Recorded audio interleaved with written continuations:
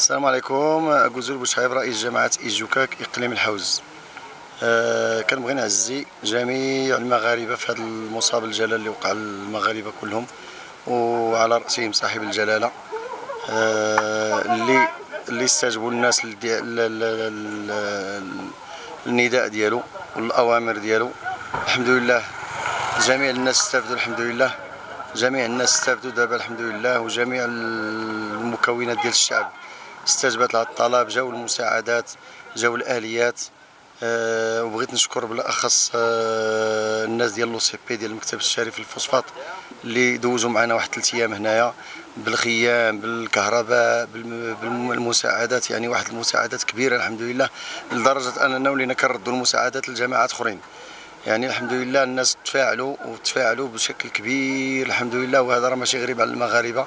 الحمد لله من طنجه للقويره جاونا الناس من اي بلاصه، الحمد لله من شي بلايص ما كناش كنتصوروهم كاع، وجاو الحمد لله، وكنشكروهم وكنشكروا الجميع وعلى راسهم صاحب الجلاله. بالنسبه للناس المضرورين انهم كنطلبوا منهم الصبر، لان هذا الشيء ماشي بين عشيه وضحاها غادي يتقاد، وخاصنا نعرفوا الخطوره ديال هذا الشيء، ونعرفوا الصعوبه ديال هذا الشيء، وعلى المهمه الملقاه على كاهل الدوله. يعني خاص الانسان يصبر.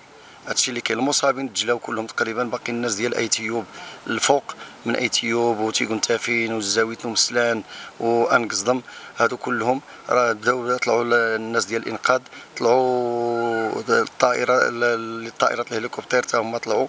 يعني الناس غاديين مزيان الحمد لله. بالنسبه لوزاره التجهيز والنقل استجابوا الحمد لله، جاو الاليات بشكل كبير مكثف، ماشي غير سميتو، لان التضاريس الصعبه ديال المنطقه هي اللي حكمات بهذا الشيء، وهي اللي حكمات بانه تكون صعوبه الانقاذ وصعوبه فتح المسالك، لان المنطقه جبليه بواحد الشكل حاد.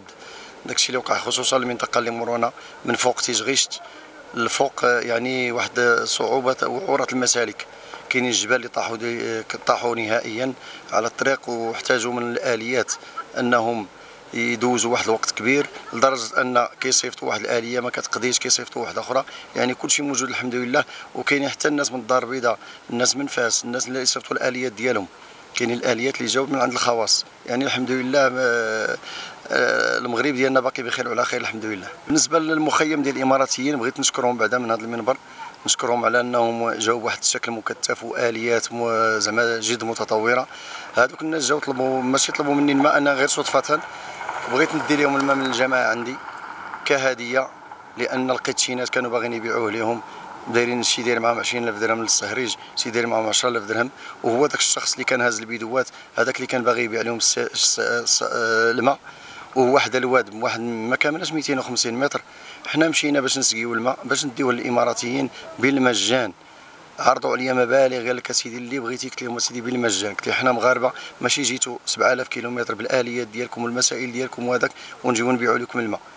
ودابا الا كنتي سميتو راه تقدر تمشي عندهم المخيم ديالهم وتسولهم، وراه تقدر كاع تلقى السهريج ديالنا تما كيخوي لهم في جامعه اخرى ماشي في الجامعه ديالنا.